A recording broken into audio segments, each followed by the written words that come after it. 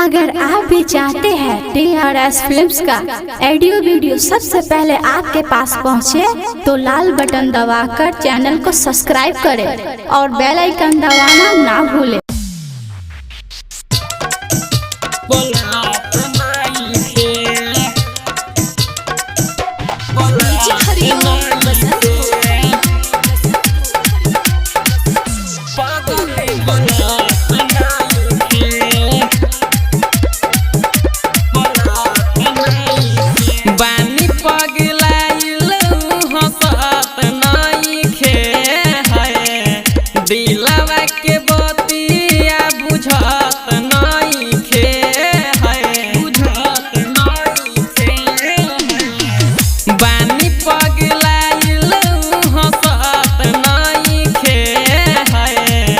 दिलवा के बतिया बुझत नइखे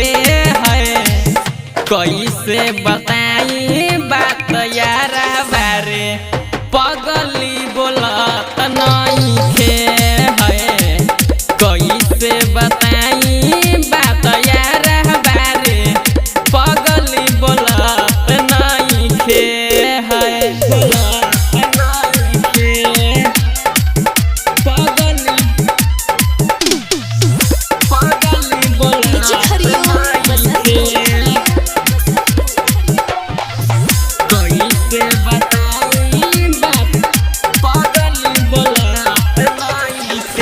प्यार में हमारा कैले बिया पागल रहिल रतिया मेरा तो भर जागल प्यार में हमारा कैले बिया पागल रहिल रतिया मेरा तो भर जागल हमसे मिले हुआ बात नइखे है, दिलवा के बतिया बुझत नइखे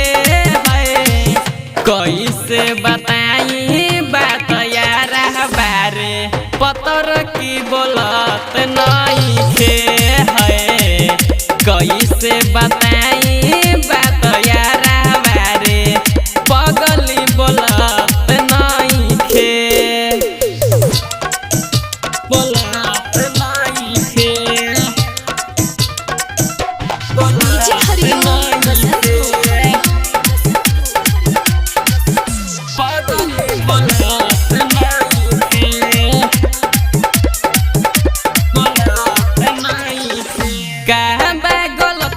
बतिया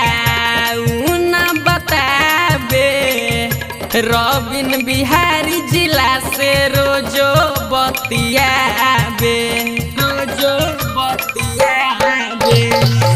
कहबा गलतिया बतिया न बताबे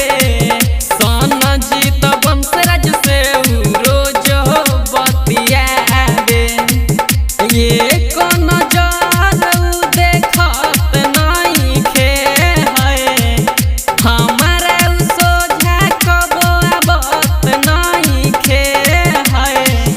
कैसे बताई बात यारा बारे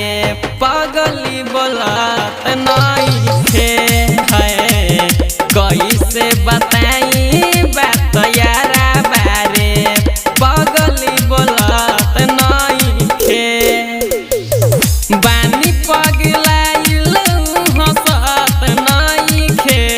है, दिलवा के बतिया बुझत